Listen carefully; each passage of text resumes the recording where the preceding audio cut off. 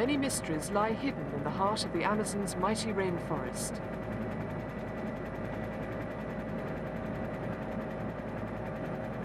But one began to be unraveled the day the tribe with no name emerged to meet the 20th century face to face.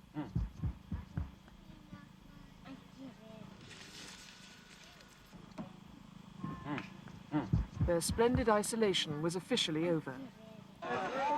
For the first time, the Brazilian government was making contact with the Indians of the Cuminapanema region. But for all the mutual delight, the authorities had hoped this meeting would not be necessary. Intrusions into the lives of such small and fragile communities can be fatal, but those with no word for stranger know no fear. So they gladly extend an invitation to explore their world, a world encompassed by their village and its forest, on a planet which had once appeared to belong to them alone. Now numbering less than 150, the cameras recorded scenes of their gentle and endangered way of life. Of their unique facial ornaments, carved with the simplest of tools, and the women's headdresses,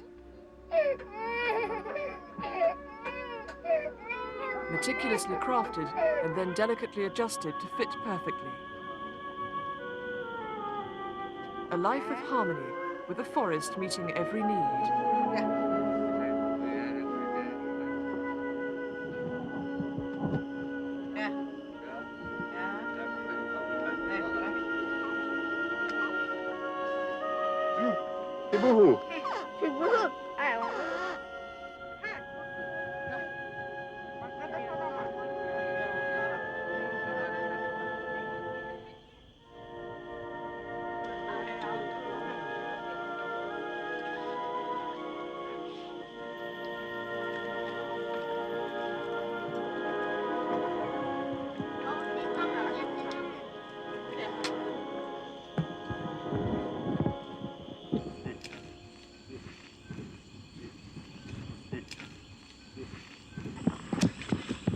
The skills of survival, unchanged since the days when all men hunted to live, are passed on to each new generation.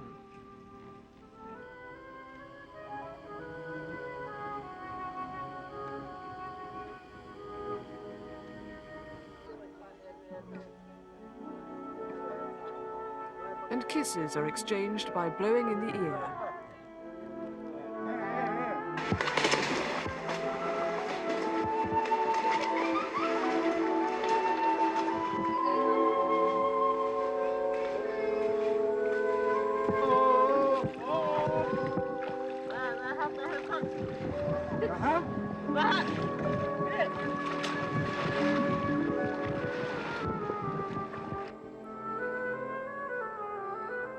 Such a society is too small to sustain a hierarchy, so it's a group of equals who take part in the nightly ritual of dancing and purging.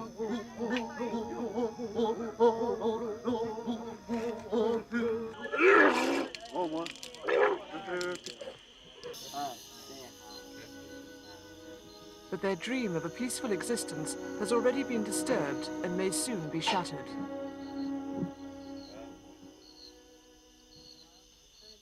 Close by, a very different kind of village has been established. For more than a year, a team of American evangelists has been illegally operating in the area.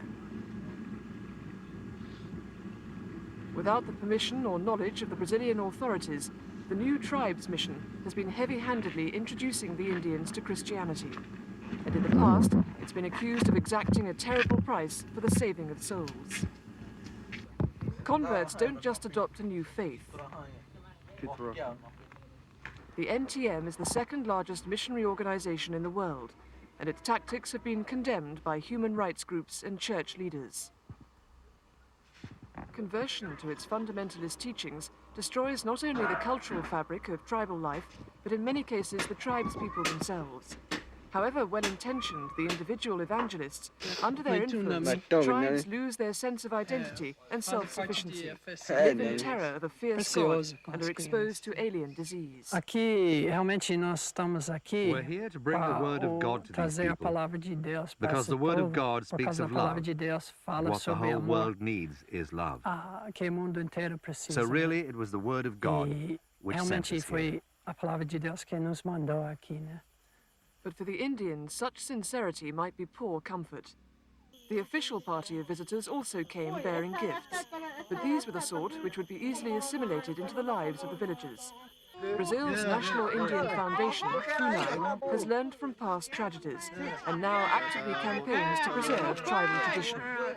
Once Funai was alerted to the presence of the missionaries, non-intervention was no longer feasible. The tribe was in danger.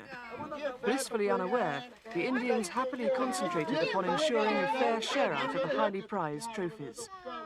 But after the celebrations, it was time for much more serious matters. It's estimated 50% of tribespeople die from infections such as influenza after their first contact with outsiders. For a year, the missionaries had been putting the Indians' physical vulnerability to the test. Fortunately, the only acute case found was an infected snakebite. However, a healthy tribe does not guarantee a healthy future.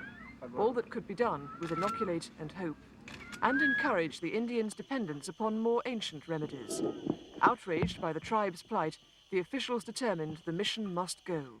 Esse grupo, a Funai tinha conhecimento Funai dele há has known muito of the tempo, existence of e this dentro group for dessa some visão time, política de que o but made a policy contato decision not não to era make contact necessário para because esse of the risks grupo, involved, nós and to leave well deixamos alone. esse grupo sem a nossa But presença. in 1982, the new tribes Mas aí em mission began its 82 as novas operations tribos in do Brazil. Brasil veio And when we para heard cá, that it had made fez contact o with these contato, people, e acho que then agora a Funai posição had é to da Funai intervene to do reassumir what we can to defend the a Indians. assistência ao índio e a defesa da terra. The visit was a time of wonder and discovery too.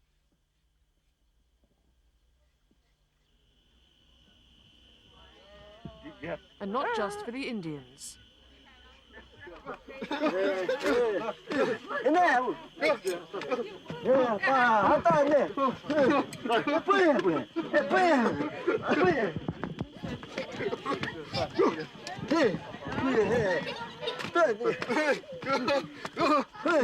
A unique pattern of culture and speech had to be recorded.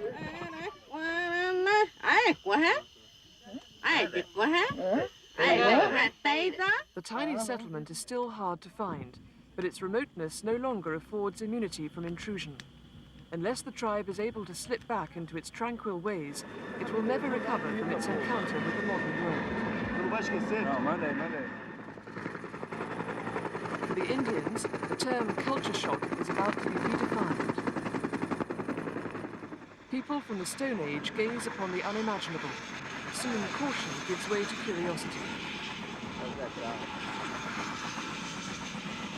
But this was a people who had no need of wider horizons.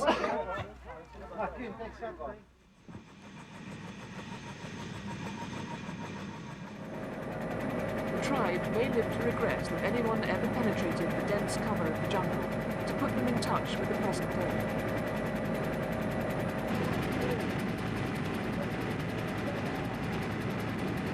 It could be that our first chance to meet these gentle lords of the forest will also be our last.